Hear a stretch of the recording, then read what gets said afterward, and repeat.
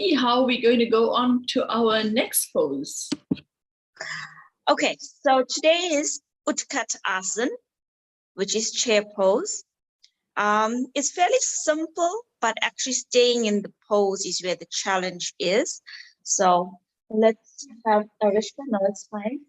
Let's have Arishka do the pose for us. So Arishka, release the hand and take the hips down.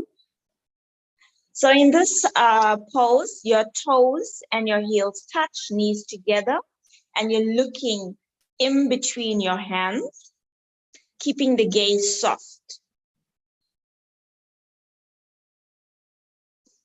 Okay, Arishka, maybe stand up and let's do a side view so that our viewers can see it from the side.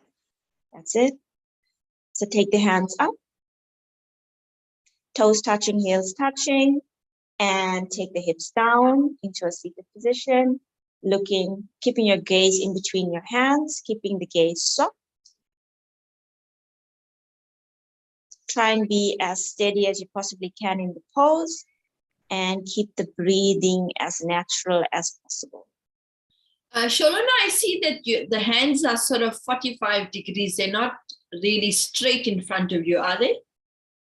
No, it's actually supposed to go higher. So Okay. Arishka does not have the flexibility to take it higher. Okay, all right. It is an intense pose.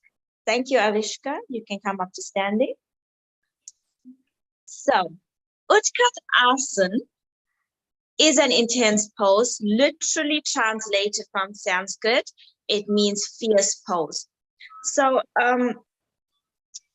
it's more like a throne pose rather than a chair pose, because historically in India, chairs were not common. And so the common man would sit on the floor, but it was the royalty that sat on the thrones to have, they were elevated, obviously, they were royalty. And so just to give that superior sense, that's why chair pose is given the name Utkat Asan. So Utkat Asan, it symbolizes power, all things related to the king.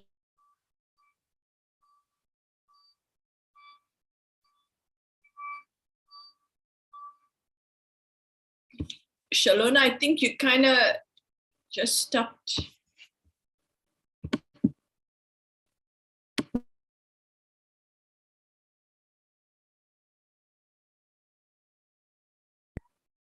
Sholona, maybe I'm just wondering if you could put your video off if you can hear me, and then we can kind of hear what your thoughts are. But we are relating this quality today, or this pose, to the virtue of being stable, stability. And if you think of any throne, any chair, it has obviously the legs that support it. And if any of the legs are unstable or it's not at the same length, the four legs have to be absolutely equal.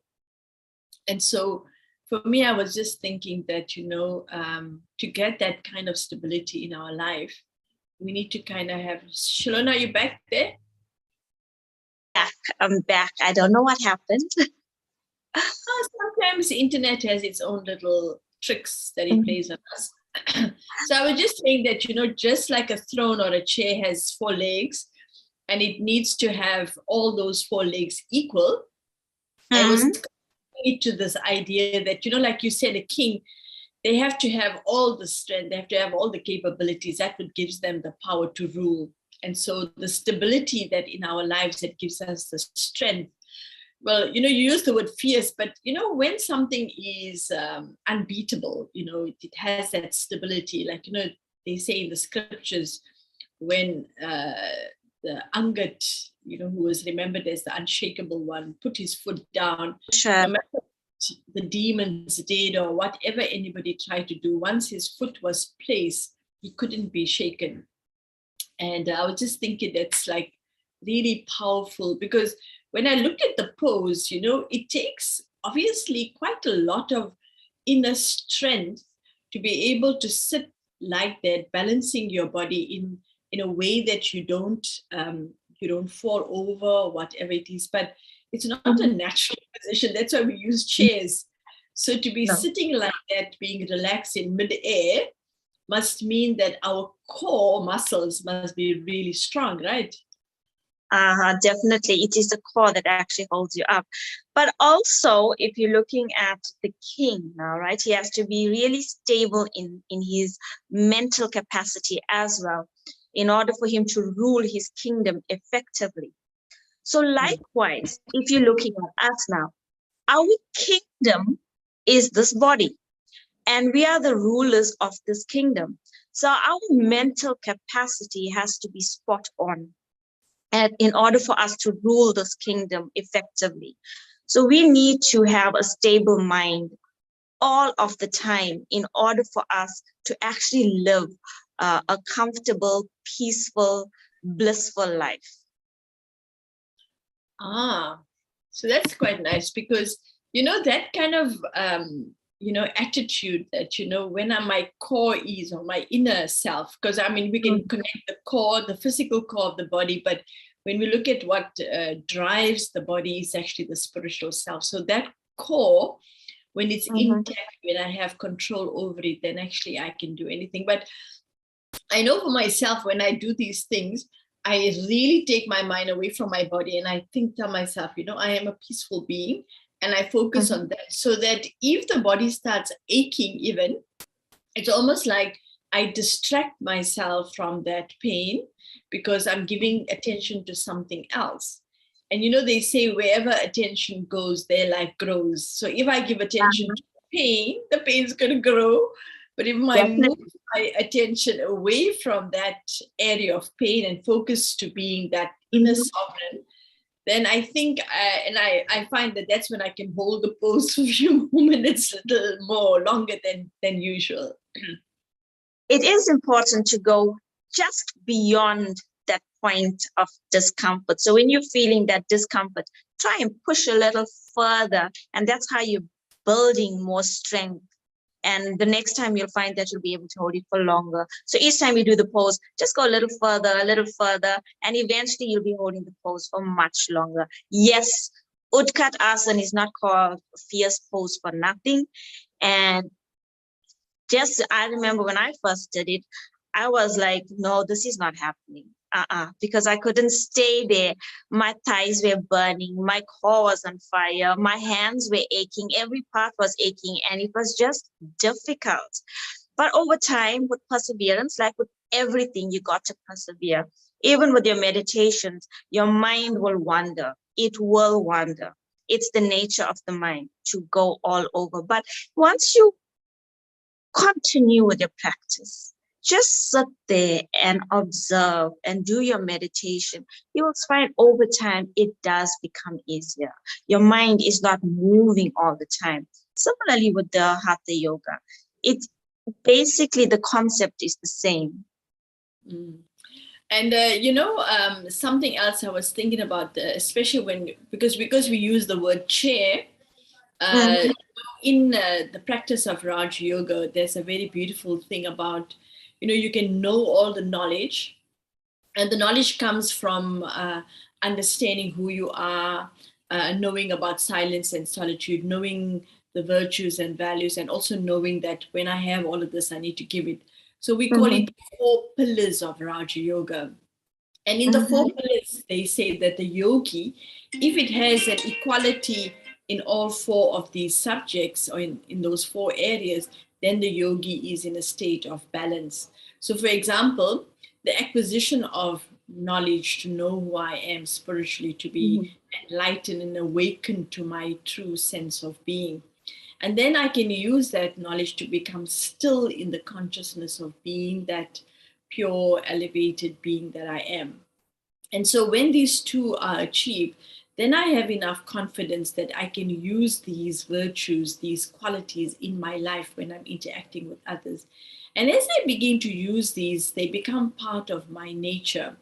And my nature then is whatever task it performs through that personality, it's going to have benevolence, it's going to inspire others. So, normally when we think we need to give, we think we need to consciously take and give. But Mm-hmm. the giving in this instance is that because it's so part of my life, when I walk into a room, it's like you're the light bulb, so you're giving light to Yes, others. yes. Or you an embodiment of cheerfulness. So when you're with people, you always give happiness without you saying, now I want to give happiness to this one, I want to give some kind of clarity to this one. The very personality that you then have actually starts to become benevolent in other people's lives, so it brings benefit. So they say that for the yogi, especially in Raj Yoga, that these 4 subjects we do simultaneously. It's not like I'm going to study and forget about everything else. To the extent that I study, I have to complement it to the same amount of meditation I have. And the same level at which I am being silent, I must start practicing it into my life. And to that same level, it has to start having an impact in others' lives. So these 4 pillars are actually all the time even and not having an imbalance in it. Sometimes people think, what, I just had enough. Let me just sit quietly and I meditate for like 15, 20 hours. It's not quite possible. You could just sit there and fall off to sleep. But generally, we want to do more quiet time because we don't want to deal with people.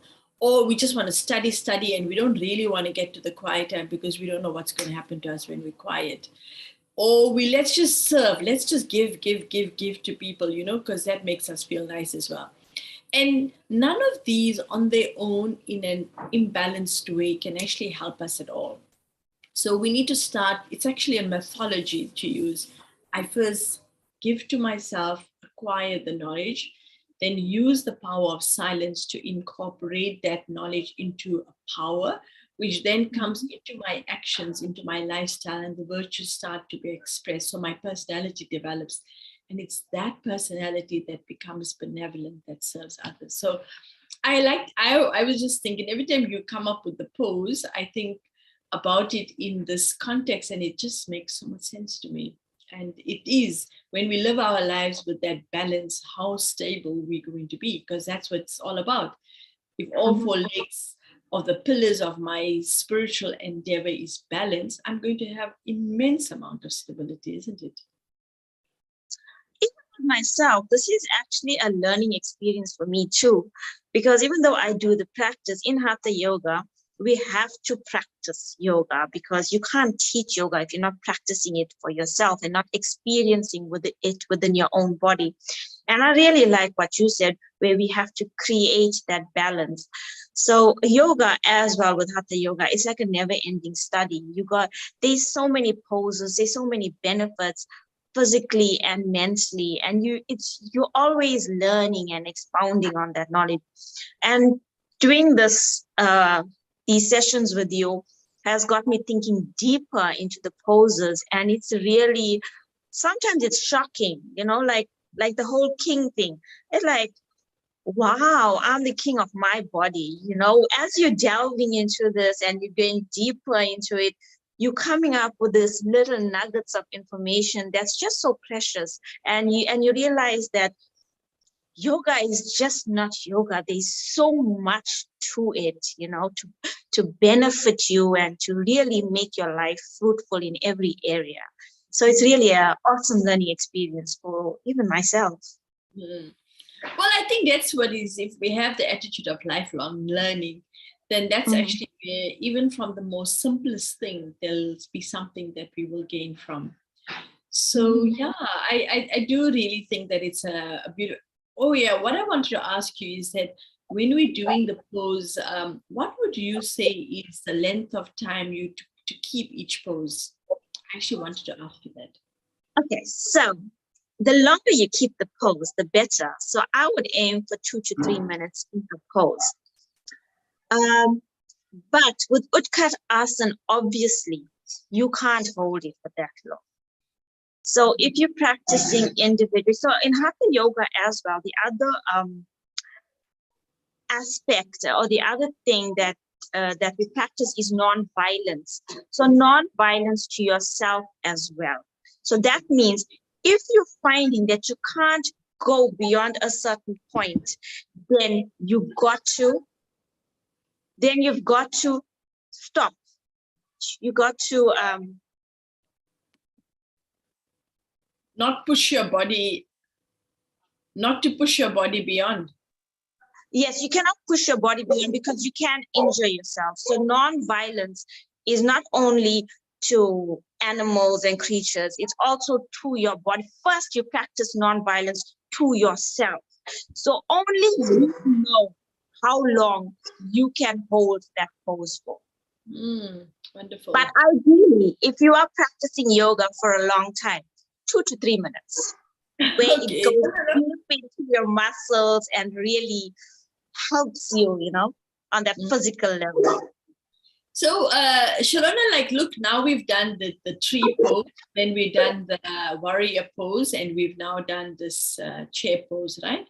So, like, say, for example, if anybody is starting Hatha Yoga as starters, would you say that if we just carry this, even though they're individual poses, if we want to, like, make our practice of yoga, start to accumulate it, can we actually just say, okay, I'll start with the tree pose and just follow this routine, the sequence of it? Is that okay, or you would have any other suggestion? If you want to start off your yoga practice, ideally my advice would be, if you're new to yoga, get a yoga instructor to direct you, because alignment is very, very important. So I've done some yoga sessions with you where I would tell you, take your shoulder blades in, where I would tell you, adjust your feet, or like in warrior pose now, you have to have a wide stance. So what happens is I find my wide and my students' wide is not the same, right? So you'll find them in a very awkward sort of position, and they're not even comfortable in that position. So you can't see yourself, but someone can see you. So even if you're doing a YouTube video, right, you still can't see yourself unless you're in front of a mirror. And even then, how do you know you're doing it right? But if you do a few sessions where a yoga instructor is actually observing you, you will kind of get the feel of what it's supposed to be. And your body will gain muscle memory. And eventually over time, the moment you get into the pose, your body will automatically take you into the correct stance. So my advice would be that. But if you can't, then have a mirror in front of you and try the best that you can. And obviously listen to your body. The most important thing is non-violence to yourself. So listen to your body. If you're finding that you can't look up in triangle because you have a problem with your neck, or you're finding a strain in your neck, then let's just look ahead. So but the type of yoga I do, there's lots of modifications that you can do to help the practitioner better their experience with yoga. So yeah, that would be my advice. And in terms of sequencing, if you're doing it on your own, start with the most basic, which is Tadasana or mountain pose. So basic standing, because most of us, we don't stand properly. Even now, if I have to take any random person off the street and I tell them just hold your pose, you will find that they're actually balancing on one foot. But if you practice standing where you're balancing on both foot and making sure that you're pressing on all 4 corners of your feet, even distribution of weight, you'll stand taller and you'll have less issues. Okay, so good. I like what you're saying. Maybe what we'll do is we'll create a sequence at the end. So now everyone can just focus on learning the pose, and then we can create a sequence. Okay, perfect. So let's go into our meditation. In fact, I just wanted to also read our thought for today, because we are trying to connect those thoughts with our poses. So stability is our thought today. And it says, no matter what challenges come my way, even if it brings me to my knees, I can remain stable by staying true to my core values. So my core values are empowered by an attitude of lifelong learning, a regular time for solitude, integrating virtues in my lifestyle, and being an inspiration of goodness. So I'm inviting you to just take a few moments and relax, and let's go into our meditation. So if I think about myself sitting on my chair, the chair of the immortal throne, which is the center of my forehead, I gain the stability and balance when I come into a deep state of understanding that I am not this body, I am an imperishable being of pure light energy. And from this deep state of stillness, I'm able to draw my attention inward and allow myself to go into silence and connect with that supreme being of eternal peace, love, happiness, joy, wisdom, and power. And in this beautiful union with the Supreme, I become aware of the treasures I have within my own being, that I am a being of all virtues and all powers. These are the qualities that allows me to create a life of kindness and goodness. And I'm aware that as my life is filled with this wealth of virtue and wisdom and the power of silence, my life becomes an inspiration for all. And with this powerful awareness of who I am, what my aim is, my purpose, I'm able to gently take my attention away from my body and lift myself beyond into that unlimited space where I see myself as this beautiful star shining bright, so peaceful, so free. From this elevated position, separate from my body, I understand that I, the living being, am the one who is the driver, the one who controls and directs my body. With this awareness, I know the responsibility I have, that to the extent that I stay in my highest values, true to myself, when I'm feeling full, content, and empowered, I have a greater sense of control. I also have power. And so I remain committed to myself to stay awake to this awareness of my true self. I also continue to expand on my understanding, to see the world in the way it is. Like myself, as a being of energy, I also have the knowledge that all souls are tiny beings of light in their bodies, playing their parts. This clarity allows me to remove people from the physical differences that we see with the eyes. And I allow myself to really look at each one in the form of energy. eternal, immortal, imperishable. I also remain committed to be in solitude, in silence, to be with myself, removing the effect of the influences of people, of things, of situations.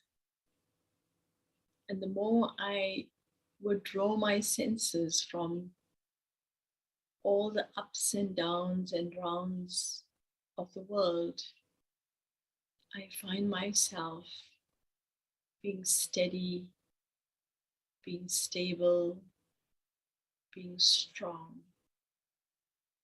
And it connects me to that one source of eternal truth, the one who is ever pure, the one who is constant, that one who is the wisdom of the wise,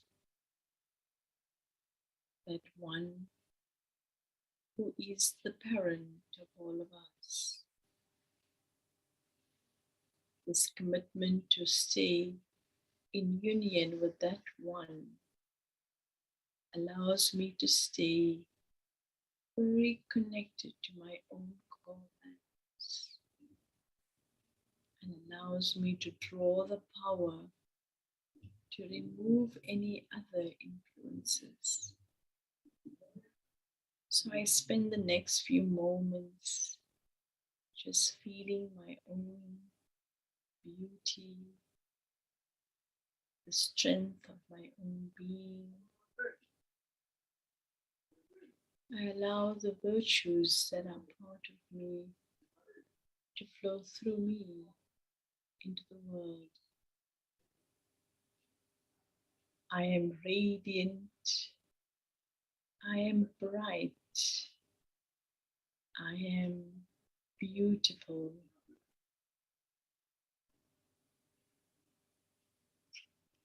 I continue to spread this beautiful rays in all four directions, unconditionally being that conduit for this divine energy to flow.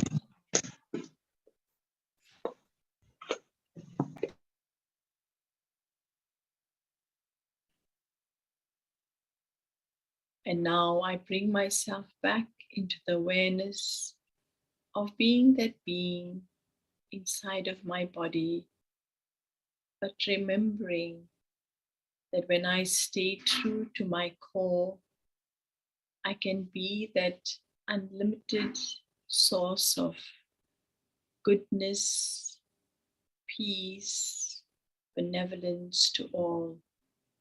Let me continue to shine. Let me continue to be the light as I interact. Om Shanti. Thank you. Have a beautiful day.